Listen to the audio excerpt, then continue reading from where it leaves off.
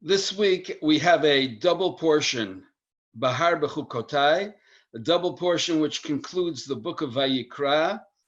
There are quite a few things to talk about in these two parshiot, and I may touch on the blessings that appear in Bechukotai in chapter 26. But today what I'd like to do is to actually focus on the beginning of Parshat Behar, the beginning of Parshat Behar, which speaks about the laws of Shemitah and Yovel, the Sabbatical year and the Jubilee year. And I'm not going to go into any specifics about the laws. I would like to go into the conceptual understanding of the Sabbatical year. So without any further ado, Chapter 25, verse 1. Vaydaber Hashem Moshe Bahar Sinai Lemor. God spoke to Moshe at Mount Sinai. And then he says, Daber el bnei Yisrael va'amarta alehem. Speak to the Jewish people, say to them, Ki tavou el haaretz, when you come to the land, asher ani noten lachem, which I am giving you, V'shavta haaretz Shabbat ladonai, and the land will cease. I'm translating Shabbat as cessation, a cessation to God. I want to begin actually with a very famous question that appears in the Midrash, and that is that the opening sentence of the parsha is, God spoke to Moshe at Mount Sinai. And the question as it's formulated in the Midrash is, Ma inyan Shemitah etzel Har Sinai? What does the sabbatical year have to do with Mount Sinai? And by the way, this has actually become an idiom in modern Hebrew, that whenever you want to say that there just doesn't seem to be any connection between two different things, so the expression is, Ma inyan Shemitah etzel Har Sinai. It's apples and pears. What are you doing juxtaposing the two? And essentially the reason that the rabbis are bothered is because we know that the Jewish people are at Mount Sinai. So why do I specifically highlight this? So the answer which is given by the rabbis is that it's coming to teach from the sabbatical year, we can learn something about all the laws of the Torah. And what is that? That just as the laws of the sabbatical year were given in their generalities and in their specifics at Mount Sinai, so too all the laws of the Torah were given in their generalities and specifics at Mount Sinai. It's a very, very nice explanation. And today I'm not going to go into what might be the maybe deeper meaning behind that. But what I would like to do is suggest actually another explanation according to the simple reading of the text. And that is that the laws of Shemitah, and not only the laws of Shemitah, but also what appears in the second of the two parshiot this week, which are the blessings and curses, are essentially the culmination of the stay of the Jewish people at Mount Sinai.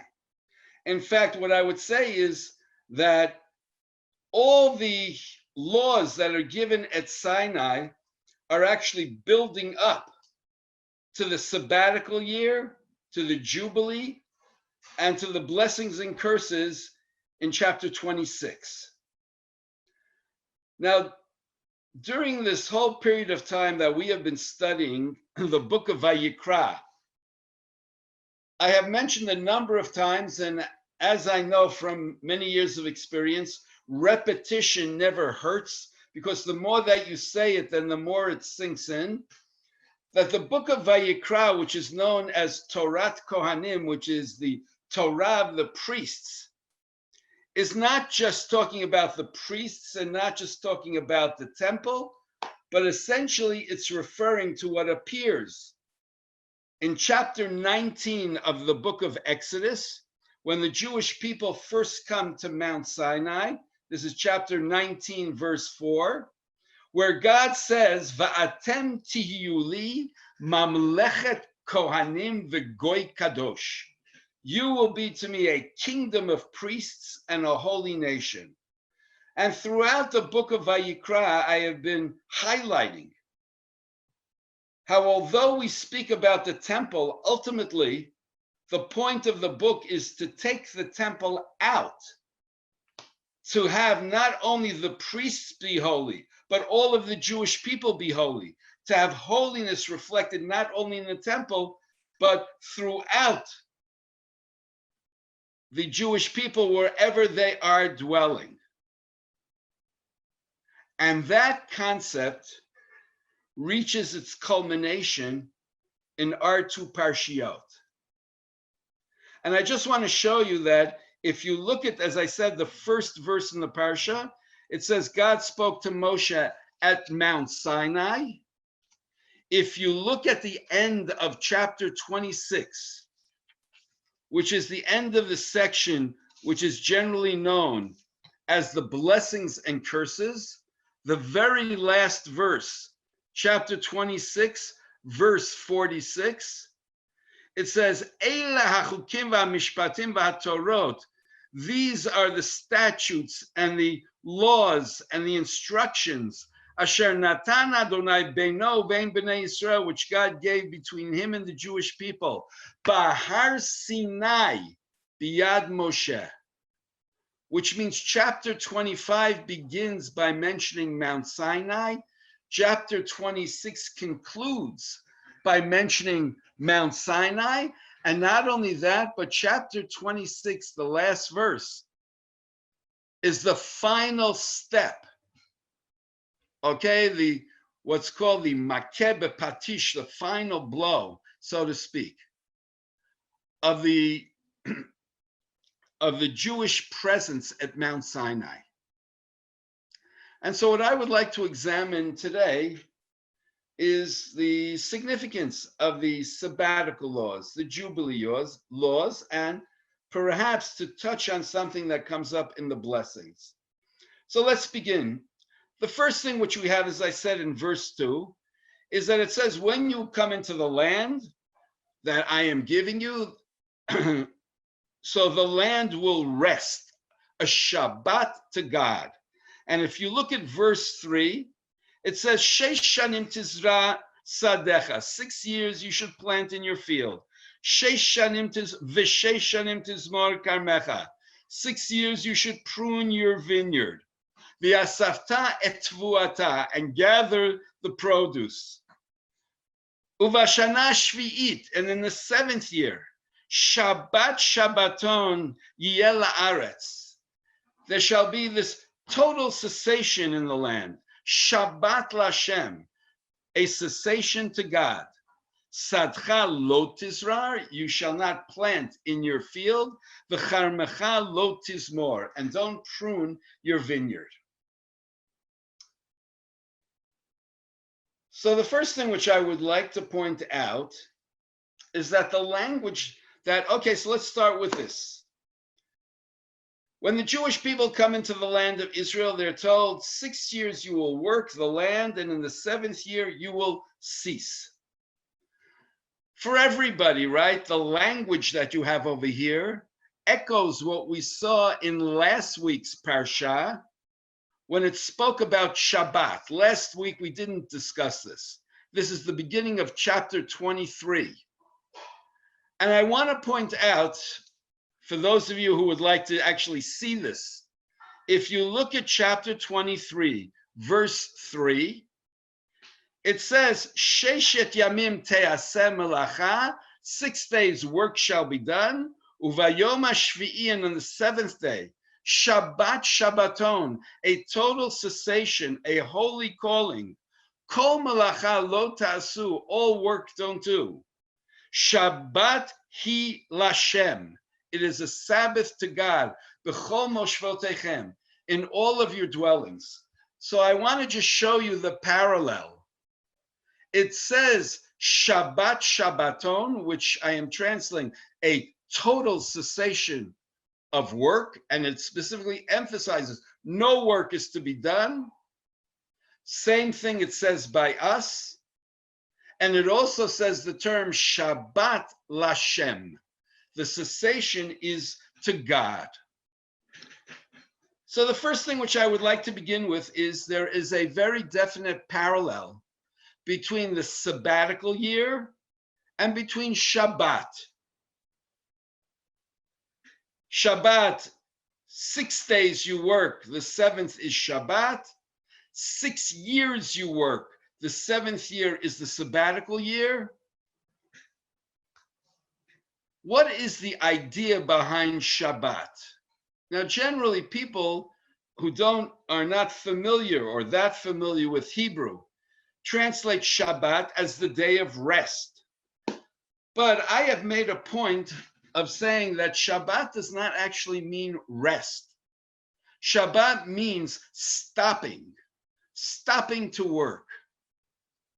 In modern Hebrew, the word shvita is what we use when there is a strike. So what's the point? The point is not a question of rest. Rest in the sense of relaxing, taking it easy. The idea of Shabbat is to not work. The idea of not working on Shabbat, and especially of Shabbat Lashem, is to acknowledge the fact that God is the creator of the world. When we work 6 days, working 6 days reflects the majesty we have, the power that we have, our creativity. It gives us a sense of ruling the world around us. And then all of a sudden, the Torah says to us, stop and acknowledge that ultimately you are not the creator. You are not the one who is in control. God is the one who is in control. What is Shemitah? What is the sabbatical year? We are told that 6 years we're supposed to work the land. We cultivate the land. We demonstrate our mastery over the land. And I would add that in modern Israel, Israel has become an agricultural power, The ability that we have to make the desert bloom, the unbelievable produce which we have been successful in creating. And then comes the sabbatical year and says, stop. Recognize that ultimately you are not the owner of the land. You are not the creator of the land. Recognize that ultimately the land is God's. And this is the idea of Shabbat Lashem. A very significant difference between Shabbat and the sabbatical year. Shabbat in its essence is an individual commandment. Shabbat in its essence is to be observed anywhere and everywhere. As it says in what I showed you, chapter 23, verse 3, in all of your dwellings you observe Shabbat. The sabbatical year is only in the land of Israel. The sabbatical year in its essence is not only a communal observance, but it's the observance of the Jewish people. It's the Jewish people recognizing that their land, the land of Israel, belongs to God. Whatever they have in the land is given to them, is a blessing from God. I would also add another factor. Everybody is familiar with the idea that Shabbat is sanctification of time. especially if you've read Heschel, the Sabbath. Shemitah is the fusion of sanctification of time and of place. Not only are we sanctifying the time, the sabbatical year, but in the process of doing that, we are acknowledging the sanctity of the land. And if you now look in chapter 25, verse 5, it says, "Et sefiach kitzircha lo tiktzor," whatever grows in the land, you shouldn't harvest. "Et invei nezirecha lo tivtzor," the grapes you should not harvest. "Shnat Shabbaton yiyeh la'aretz." This should be a Shabbaton to the land, which means it's not only Shabbat Lashem, but by it being a Shabbat Lashem, it also becomes a Shabbat La'aretz. And what does that mean?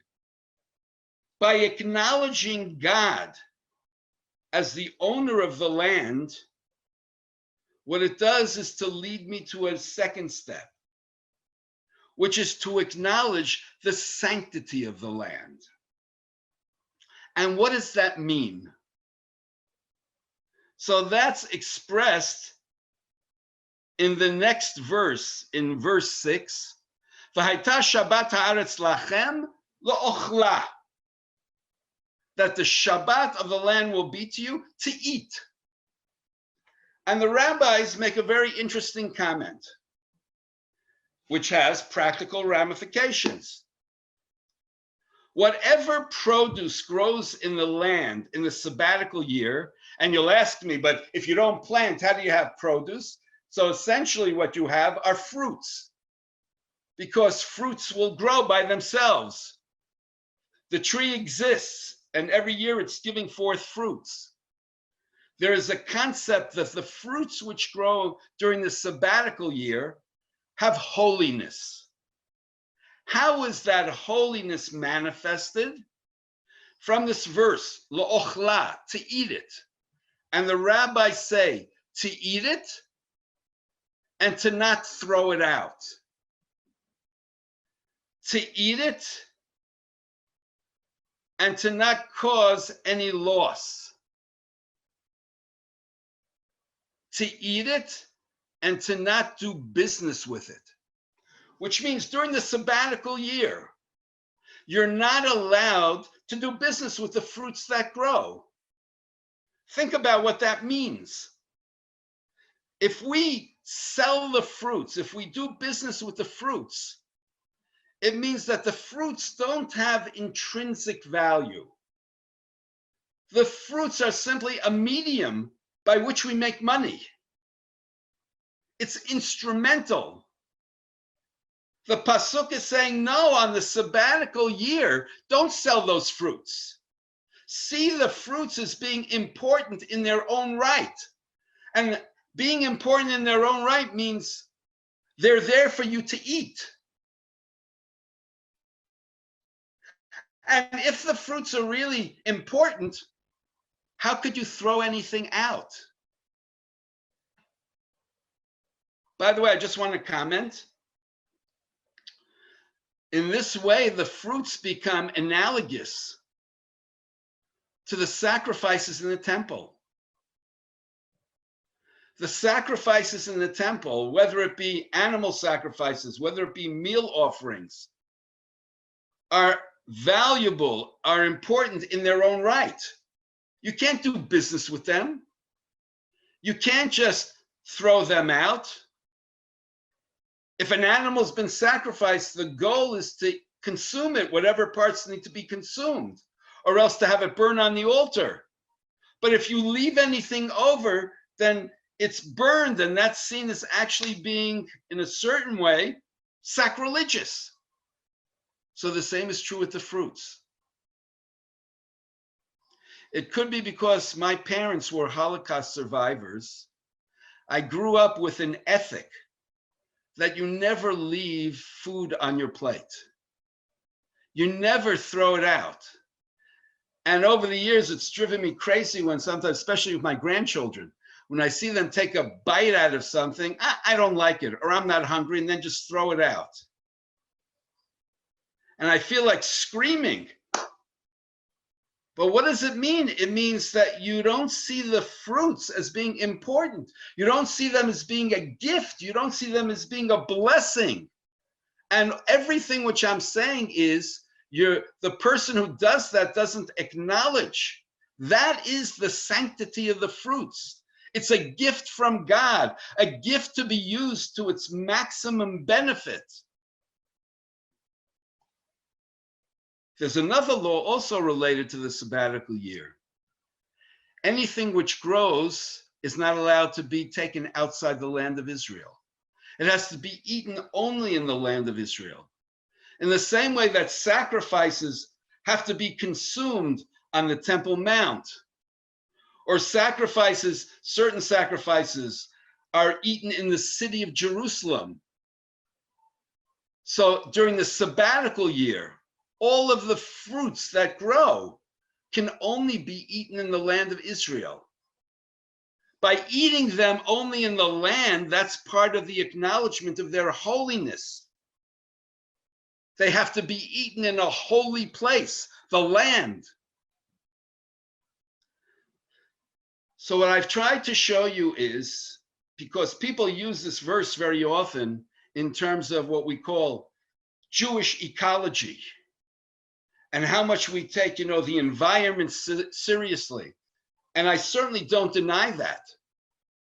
But I think what the Torah is saying is, the reason to take the environment seriously, the reason to be careful with how we relate to the environment, is because of the acknowledgement of it being the creation of God, because of it being something which is the gift of God, what I call the holiness.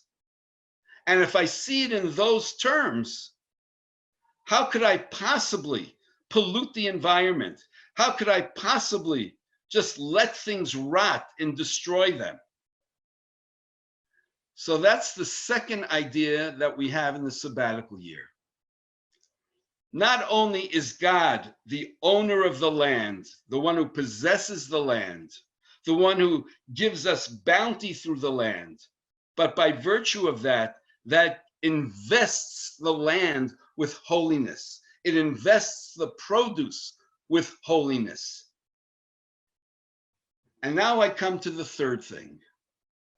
If you look at verse 6, after it says, right, this cessation shall be to you to eat, but it says to you to eat. Who is you? Lecha, la'avdecha, to you and to your servant, la'amatecha, to your maid, v'lischircha, to your hired hand, l'toshavcha, to the one who resides in the land, hagarimimach, v'livhemtecha, and to the animals, v'lachaya, asher ba'artzecha, and that are in your land, tiyeh chol tfuata le'echol. All of the produce should be to eat. So we come to another law of the sabbatical year.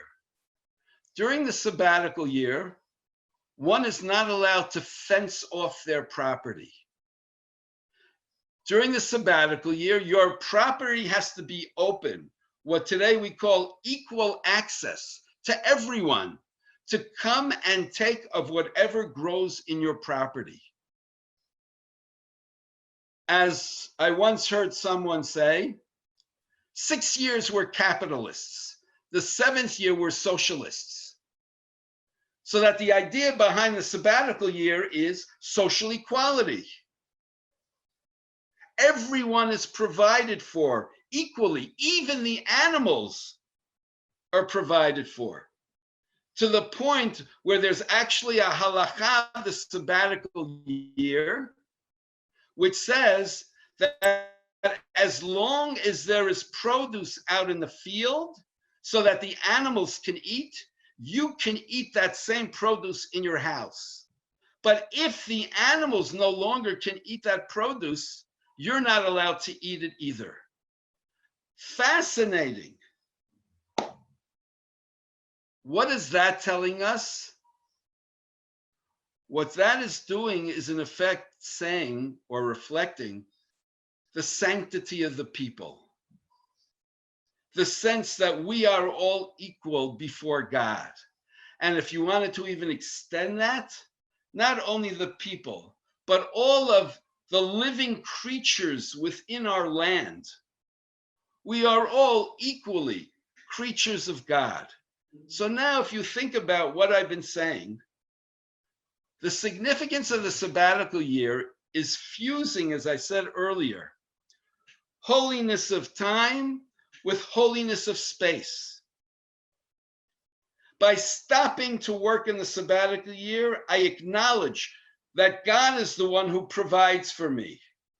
I acknowledge that God has given me a land, right? And I should acknowledge that gift of the land as holy, and as holy that I should maximize, right, my appreciation of it to the fullest. And the third thing is, we are all equal in that experience. And in no way should I see myself being more than someone else. If 2 weeks ago we spoke about Parshat Kedoshim, and there I mentioned to you about this idea of how holiness is to be found in the very mundane day-to-day interactions we have with people, in being especially sensitive in our interactions with people. So that point becomes crystallized in the sabbatical year. That sense of how we are all one people. We are all equal before God.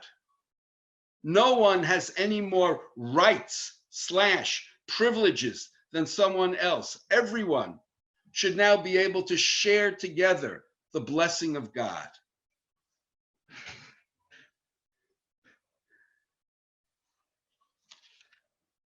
Later on in the section in chapter 25, and I'll jump for a moment to look at this, there's a verse which I'm sure everybody is thinking in the back of their mind. This is chapter 25, verse 20. It says, V'chi tomru, and if you will say, Ma nochal b'shana shvi'it, what will we eat in the seventh year? Hein lo nizra v'lo nesof et tfuatenu. We didn't plant. We didn't really harvest our produce. I mean, I spoke to you about fruits that grow, but what about the bread? What about the wheat, right? If we don't plant the wheat, we don't harvest. How do we eat? Very nice that you have fruits, but in other words, but you need more than that. So what does it say in verse 21? V'tziviti et birchati lachem, I will command my blessing to you. Bashana shishit, in the 6th year. V'asat et hatfuah l'shlosh shanim, and it will give you produce for 3 years. Meaning the 6th year, the 7th year when you're not planting and harvesting, and even the 8th year, because till you plant in the 8th year and eventually harvest, it'll take a while. So what do we see over here? Observance of the sabbatical year is an act of faith. I would also add observance of Shabbat is an act of faith. I've heard quite a few people who've said, why do they work on Shabbat? They work on Shabbat because I can't take off. It's a rat race. If I want to get the job that I'm looking for, there's no way that I can get that job if I don't work on Shabbat. If I own a business, if I close on Shabbat, I lose my clients. They'll go to somebody else. So to not work on Shabbat is an act of faith. You can close your store and you'll be able to open up after Shabbat, and you'll still have customers and you'll still have business. And not only that, but if you don't work on Shabbat, you'll have enough income from the rest of the week to provide for you on Shabbat also. And by the same token, the sabbatical year, except the sabbatical year is addressing not just the individual, but the Jewish people as a collective. That we as a collective have an active faith that if we do what we're supposed to in the sabbatical year, we will be provided for. I know all the people who are very practical, and I can see all the questions on the side. So save it for after the shir. I always stay for a few minutes after the shir and we can discuss it. Now I want to move on, having mentioned the sabbatical year, to the Jubilee year. If you look, go back to verse 8. It says, "V'safarta lecha sheva shabtot shanim, sheva shanim, sheva pa'amim." You will count 7 sabbatical years, 7 years, 7 times. V'hayu lecha, and they will be to you sheva shabtot hashanim, these 7 sabbatical years. Tesha v'arba'im shana, 49 years. And then it says, "V'ha'avarta shofar trua b'chodesh hashvi'i." You will sound the shofar. I'm translating this a little bit loosely. In the 7th month, be'asor lachodesh, on the 10th of the month, b'yom ha'kippurim ta'aviru shofar b'chol artzechem. On the day of Yom Kippur, you will sound. Literally, you will pass over. It's like sound the shofar throughout the land. V'kidashtem, and you will sanctify et shnat ha'chamishim shana, the 50th year. Ukratem deror ba'aretz l'chol yoshvea, as I'm sure everybody's familiar with, proclaim liberty throughout the land. Okay, this is where the Liberty Bell got it from. Yovel hi tiyeh lachem, this shall be a jubilee to you. V'shavtem ish el achuzato, ve'ish el mishpachto tashuvu. And you will return a man to his landholding, a man to his family. And now let me read the subsequent verses and then I'll come back. Yovel hi shnata chamishim shana tiyeh lechem, this Jubilee year, the 50th year. Lo tizra'u, don't plant. Lo tiktzeru et tzvichaha, don't harvest. Okay, whatever grows by itself. Lo tivtzeru et nizireha, don't harvest the grapes. Ki yovel hi, because this is the Jubilee year. Kodesh, it's holy. Min hasadeh, from the field you will eat the produce. Bishnat hayovel hazeh tashuvu ish al achuzato. In this Jubilee year, each person will return to their homestead. Okay, so now what I'd like to mention is the following. What characterizes the Jubilee year? So the first thing which is characteristic of the Jubilee year, it's called holy. Well, the Jubilee year is essentially a sabbatical year.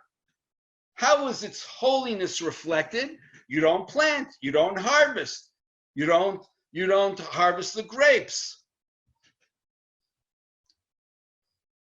Now, for those of you who can make a very quick calculation, you immediately realize, hey, wait a second.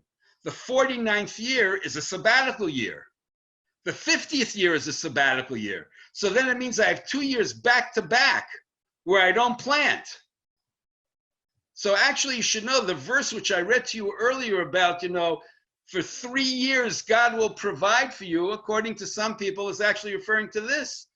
That when you have a Jubilee year, you actually have 2 consecutive years where you don't plant, which means that God has to provide for you in the 6th year, and then subsequently the 49th year, the 48th, 49th, 50th, and then going well into the 51st. So it's actually even more than 3 years. So that's the first thing. Every Jubilee year is also a sabbatical year. But there are 2 other laws that are unique to the Jubilee year, which is what I want to focus on now. The first law. The first law is that if anyone sells their achuzah, and I'll explain this now, achuzah is your land, but your land in the sense of your homestead, the land that you inherited from your parents, that you will be handing down to your children. From the time that Joshua entered the land of Israel, divided it among the tribes, each tribe, each family received a portion. That family is their achuzah, which they are supposed to subsequently hand down from generation to generation. And what this is saying is, if you sell that, it's never a sale. It's only a rental. Because whatever you sell must go back to the owner, to the original owner in the Jubilee year. And in fact, if you look a little bit later on, look now at verse 23. It says, V'ha'aretz lo timacher litzmitut. The land can never be permanently sold. Ki li ha'aretz, because the land is mine.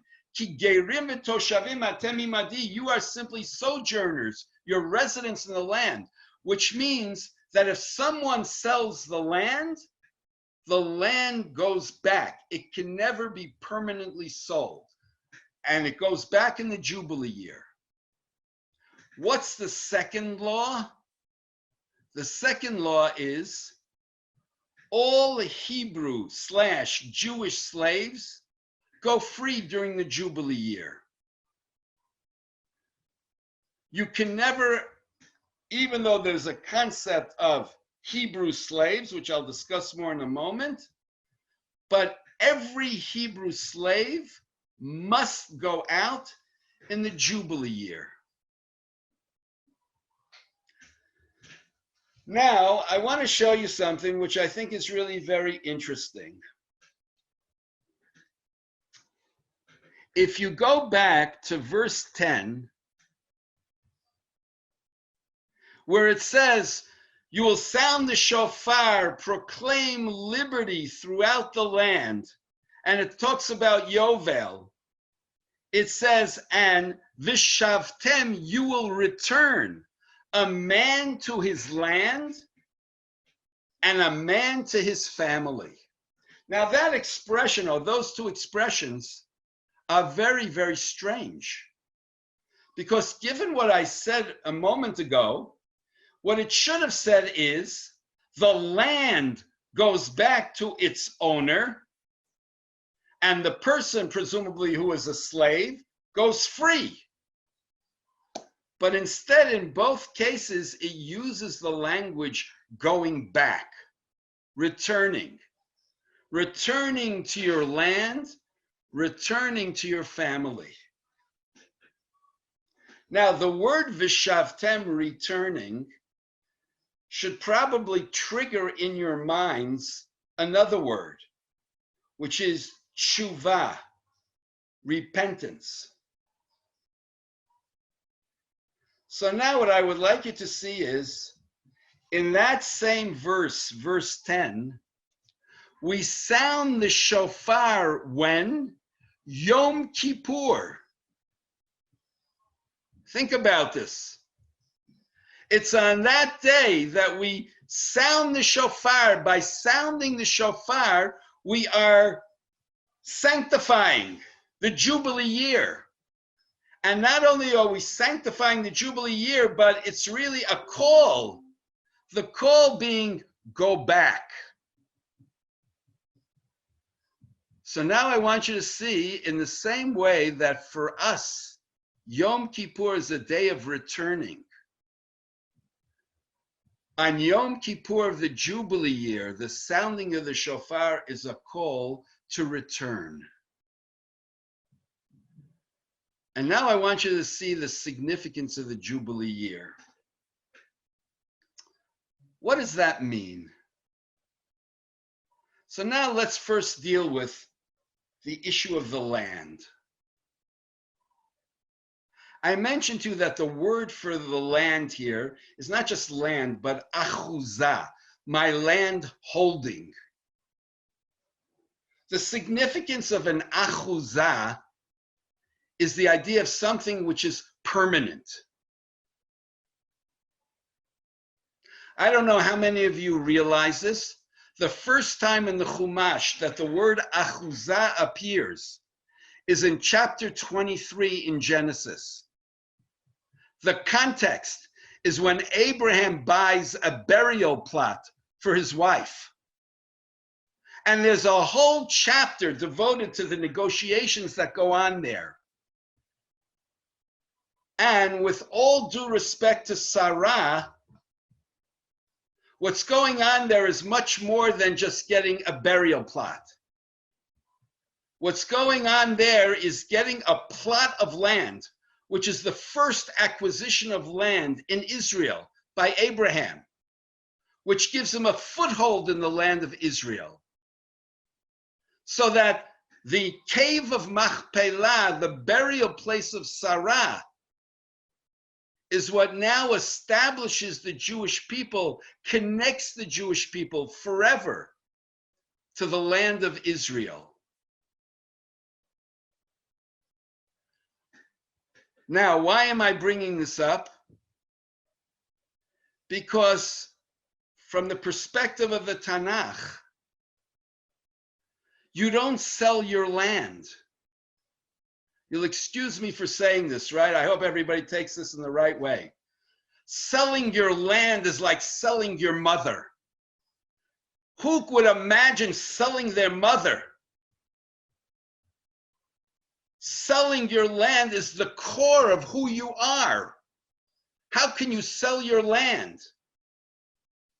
And in fact, I want you to look, if you look at verse 25, which is the continuation of what we just studied, it entertains the possibility that somebody would sell land.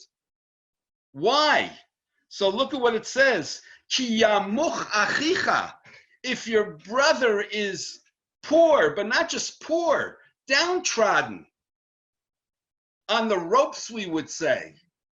Umachar me'achuzato, and then he sells some of his land, which means selling land is only when you have absolutely no choice. You're starving. You're not able to in any way make it, and it's as if this is the last resort. So you sell some of your land. I want to come back to something I said about the sabbatical year. You don't sell your land because the land is holy. The land is not instrumental. It's not like today in Jerusalem or in Tel Aviv, where people buy apartments as investments. And then they wait for the prices to skyrocket, and then they make a killing, so to speak, and then become, make their fortune. You buy an apartment in Jerusalem or Tel Aviv because that is your foothold in Israel. That is an end in itself. That's what's connecting you not only to the land, but to the Jewish people. So you don't see the land as being something which is instrumental. It's an end. I don't sell it only in the most extreme cases. In the Jubilee year, it's not that the land goes back to you. You go back to the land. And I want you to understand the deeper meaning of this. In a situation where the person is so poor that they have to sell the land, they are actually now in a state of exile. By selling their land, they have exiled themselves. In the Jubilee year, they now have to come back to the land. And I also want to now add another point. It's not just that I'm coming back to the land. The land symbolizes my past. The land symbolizes my future. Why did I sell the land? I sold the land because I'm preoccupied with the here and now. I can't make ends meet. But the point is, the land is not about here and now. The land is what makes you conscious of the fact you have a past, you have a future. You are a link between the past and the future. That is the holiness of the land. The land is anchoring me. The land is connecting me in a very profound way to my history, to my past, to my future. I'll mention parenthetically, today and during the Corona crisis, where everybody's experiencing social isolation, the land is what anchors me, what connects me. Forget about the coronavirus. We live in a reality where we are disconnected. Paradoxically, the very fact that we have such mobility is what also results in the fact that we are so unrooted. How many people are living in the same house that their father lived in? How many people expect their children to be living in the same area? We live in a reality where we are so disconnected from where our ancestors lived. And the sense that our children will continue to be where we are. I'll just say parenthetically, for me, this is why I chose to come and to live in Israel. And this is what made such a profound impact on me the first time I came to Israel. It was exactly this point. I am coming back. Every place that I walk in the land of Israel, I am reliving the history in the Tanakh. I'm coming back to my fathers, to my ancestors, my mothers. And my hope, my very profound hope, and not just hope, is that my children will continue to live in the land where I am, in close proximity to where I am. It's not just being nostalgic about the past, but it's seeing that this is the future of where we are. This is the significance of the Jubilee year. This is the significance of the fusion between holiness of time and holiness of place. The holiness of the place is an expression of the holiness of time, because the place is our history forever, from the beginning of time to the end of time. And now I want to move on to the other thing. The Hebrew slave. The Hebrew slave who is set free during the Jubilee year. Well, in our Parsha, how does somebody become a Hebrew slave? Well, just look a few sentences later. Not a few, a little bit more than that. Verse 39. Remember we said if somebody is poor, so the first thing they'll do to extricate themselves is to sell some of their land. But what if they don't succeed?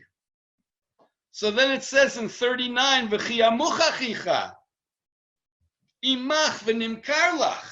what happens if he just is not making it? So that a last resort is to sell himself. I sell myself because I'm not able to find a way of responsibly providing for myself. I'm not able to take responsibility for my actions. Now think about this. The minute you sell yourself as a slave, and even though the Torah says, and we're not going to go into this today, the person who buys in every way should not treat him as a slave. But he sold himself to be a slave. By the way, we see this as being, this is something kind of, it was once upon a time, and it sounds a little bit primitive. How many people today sell themselves as slaves? What happens when you have young women who, for whatever reason, are not able to be financially stable? So they sell their bodies to prostitution. That's an extreme case. How about people who get jobs that they really are not interested in, that might even take advantage of the person in whatever way possible, but at least it brings bread on the table? And how much is it that people are prepared to, in a certain sense, I'd even say more than that, sometimes even sell yourself because you want to be able to make a lot of money and to have prestige. But you've actually enslaved yourself a lot of times by doing that. There are certainly all kinds of professions that could verge on slavery. When a person sells themselves, I mentioned earlier, when you sell your land, you're exiled from your land. When you sell yourself, you're exiled from yourself. You're exiled from who you could be. Instead of actually seeing what is your role, what is your place, what is your contribution, you've lost that vision. When you sell yourself to be a slave, you're essentially working for somebody else's vision, for somebody else's agenda, not for what really matters to you. So that in the Jubilee year, it says you go back to your family. And what does that mean, you go back to your family? So first of all, what I want to say is, in the Jubilee year, you go back to yourself. Because you have to go back to yourself and you have to now take control of your destiny. And when you go back to yourself, it's not just going back to yourself, but realize that you're also part of a much larger context of your family, of your community, of your people. How do you find yourself in that larger context? As I mentioned before, in the same way, when we talk about the land was given to me by my ancestors. I am handing it down to my children. But my ancestors also gave me a tradition. How am I then passing that on to my children? What is the legacy which I want to hand? What am I sharing with my community? Torah is described as a legacy. Torah tziva lanu Moshe, morasha. Morasha is something that I inherit and that I will then give over to others. So therefore, the whole point of the Jubilee year is to tell the person, go back. Go back to yourself. Go back to your family. Go back to your people. Go back to your land. The Jubilee year is like Yom Kippur, except that it's Yom Kippur on a national scale.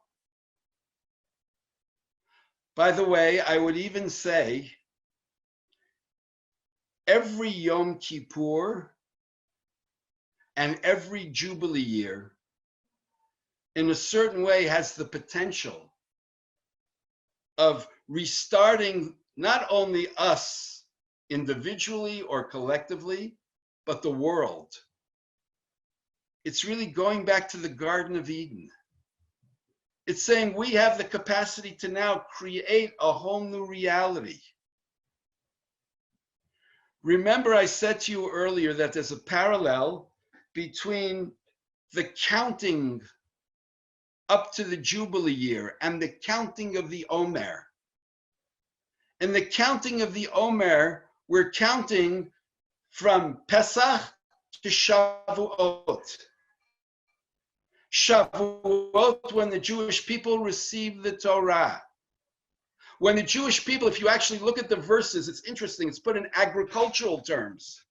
It says, and on that 50th day, you're going to bring a new mincha, which is translated usually as a new meal offering. Anybody know when the first time the word mincha appears? Chapter 4 in Genesis. Cain is the first one to bring a mincha. Adam and Eve have been out of the garden. They're starting a new reality. He brings a mincha, and it's an attempt to try to somehow create something very positive, except that it was actually a faulty mincha. And perhaps by the Omer, when it says you will bring a new mincha, the mincha which we bring on Shavuot is a corrective of the mincha that Cain brought, with the idea that we can now take our agriculture, dedicate it to God in the best way possible. To put it in different language, we can maximize and show the sanctity of our land and its complete devotion to God. To bring everything together in a very harmonious way. That's the Jubilee year. So I will now conclude by saying, it's not coincidental that the book of Vayikra ends with the Sabbatical year and with the Jubilee year. Because the goal of the book of Vayikra is to ultimately create an ideal society.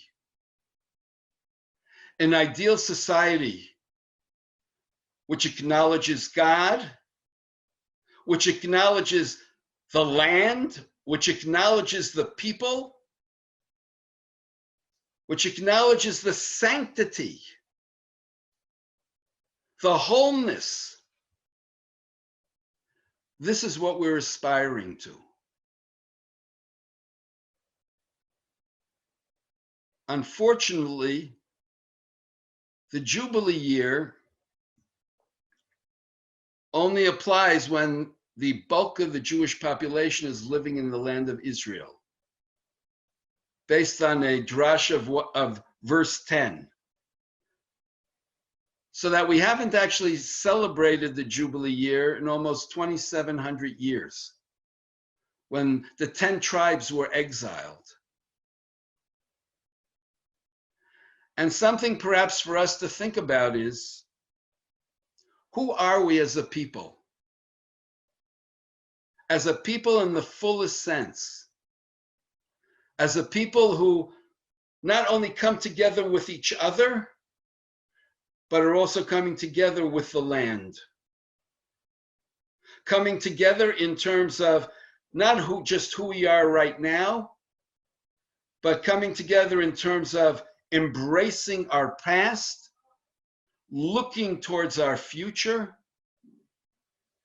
and seeing how the combination of people, land, history, time can somehow perhaps bring us back, or maybe bring us, I should say, forward to being a Mamlechet Kohanim v'Goy Kadosh. Shabbat Shalom, everyone. There is much more that we could have discussed, and hopefully we will discuss in future sessions. For those who would like to stay, you're welcome to stay for a little while, and if there are any questions or any comments. And to everyone else, Shabbat Shalom. We will see each other again next Thursday. Next Thursday evening is Yom Yerushalayim, the day that we celebrate, the reunification of Jerusalem. Good. Okay. Bye-bye. So if anybody now, I think the floor is open. If anybody has any questions, comments, feel free to do so. Rabbi, why, can you hear me? Yes, I can.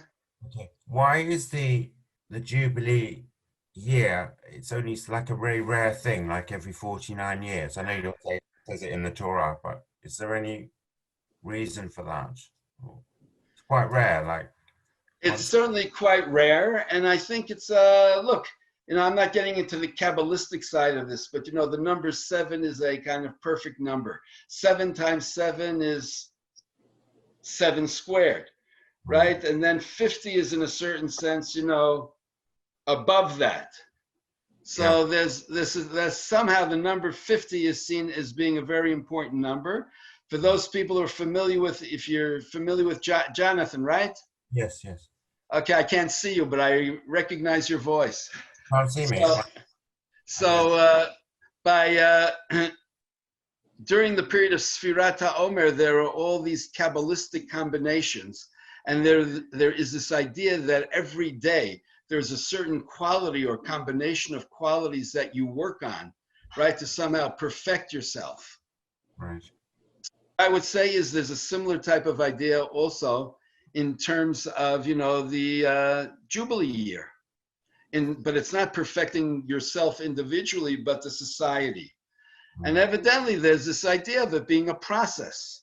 It's like you don't just all of a sudden make some radical changes. It needs to be done incrementally. Mm-hmm. That's why I think that the Jubilee year, by being the 50th year, not only by being the 50th year, but going through a series of 7 sabbatical years. So it's as if the Jubilee year can be the crystallization of everything that people have been experiencing during the sabbatical years on a mini level. Because it's like once or maybe twice in a lifetime, it seems. Absolutely. Absolutely. But again, it's something that, in other words, you have to build up to. And I think it's, and it takes a lot of work. Right. Thank you. Hello, Elisheva. I can see you. Hello. Anyone else? Yes, Rabbi? Who is speaking? Shulamit Sinker. I'm in St. Louis. Thank you. Okay. Nice to meet you, Shulamit. I don't think we've met yet. I don't think so, but I have my eye on you. Okay. I really found the discussion that you put out very stimulating, and I followed very carefully. And a question came up for me. If the land and the portion, the achuzato, if the first achuzah is when Abraham paid for Marat HaMachpelah, right? Correct. So you've got Adam and Eve, they get banished to some land. I'm trying to follow where the achuzah, where that started and who said it belonged to who, unless it is when the Israelites and Yehoshua crossed into the land and it was divided among the tribes. I'm trying to get a feeling for. Okay, so in other words, who belongs to what? Let's just say the following: the first time the word achuzah is mentioned is in terms of of Marat HaMachpelah, right? And so that the burial plot paradoxically becomes the first land and ultimately, as I said, the anchor for setting the stage for the Jewish people actually living in the land. If you look at the end of Breshit, Jacob is very insistent on being buried in Ma'arat HaMachpelah. Right.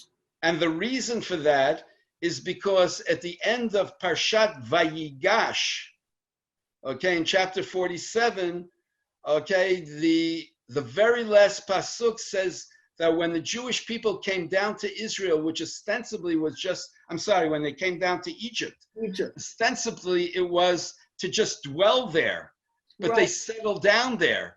And then the very last word is Vayeachazuba, which means that it's as if they're grabbed by the land of Egypt and perhaps are beginning to see Egypt as being the place where they want to be permanently.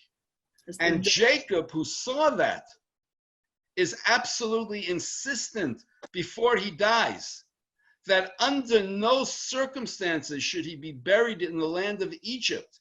Right.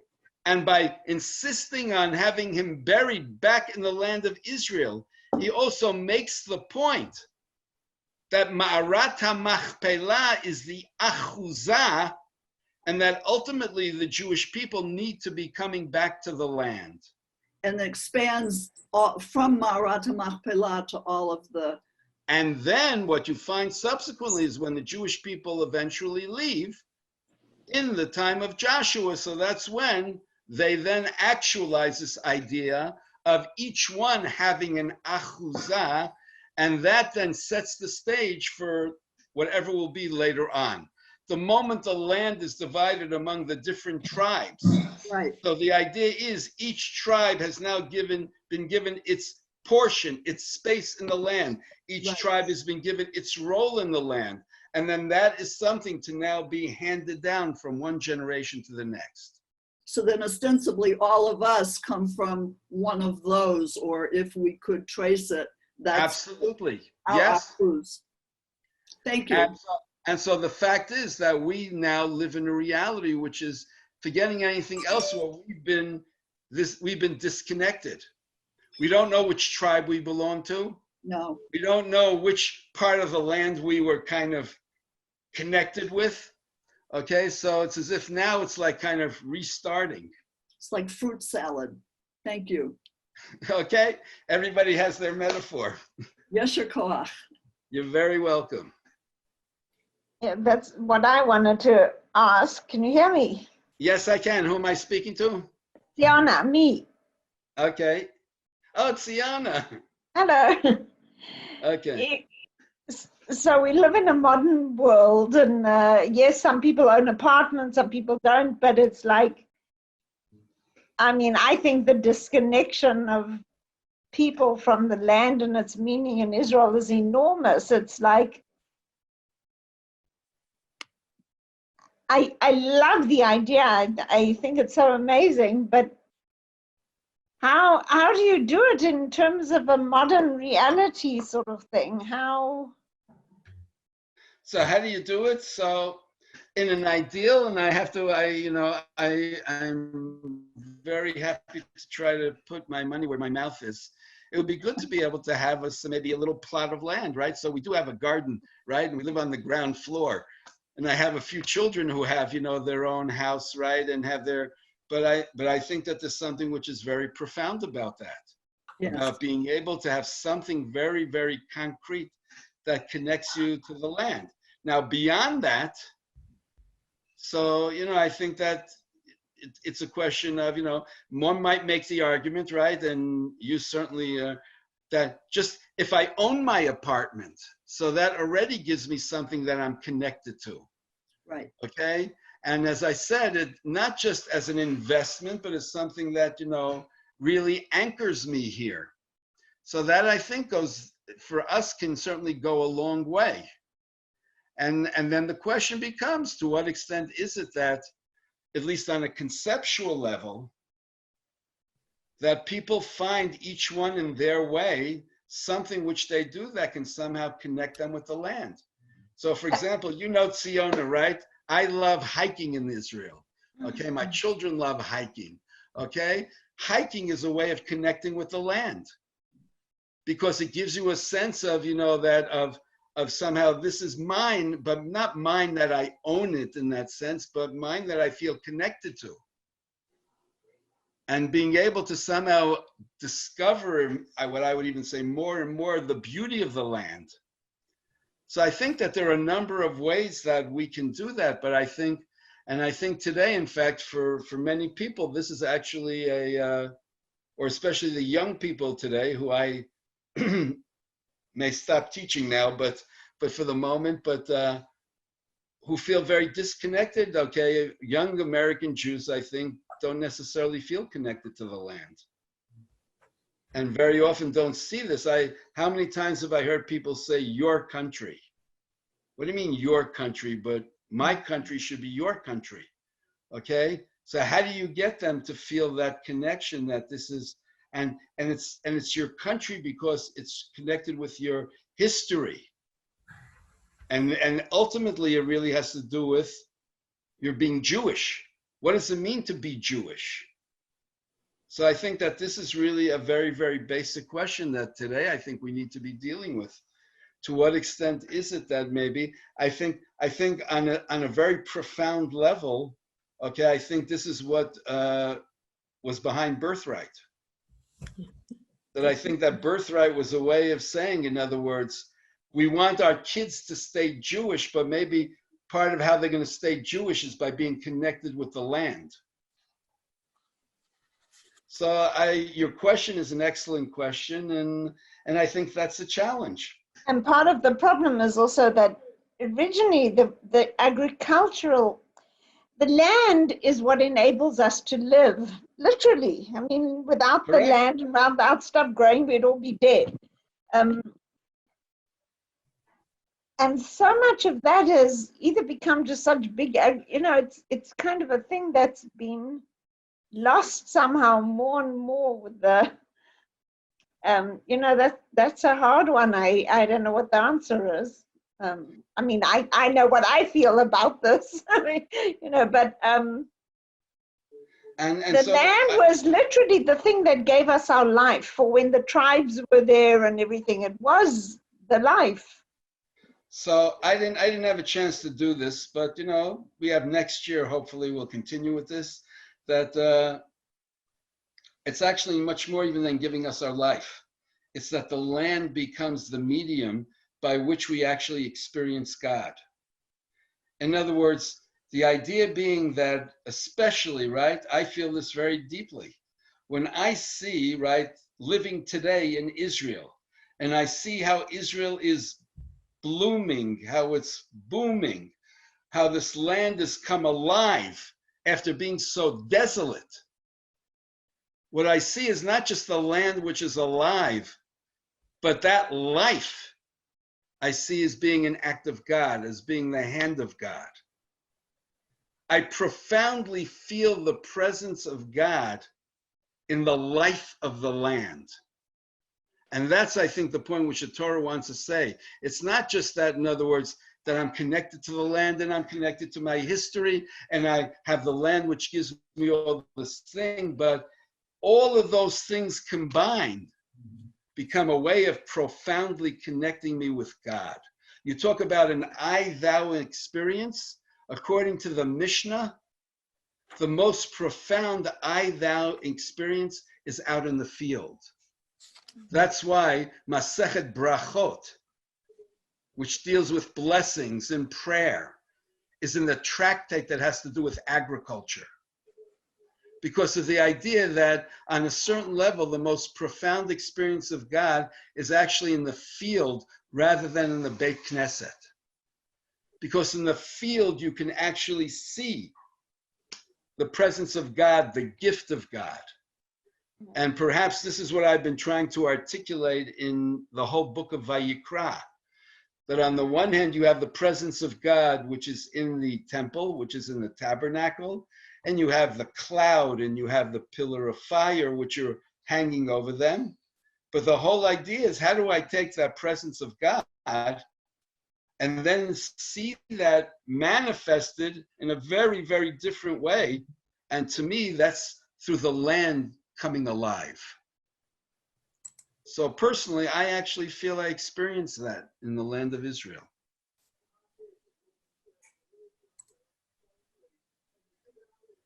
Anyone else? We have 2 more questions if there are. If not, nobody has to feel obligated.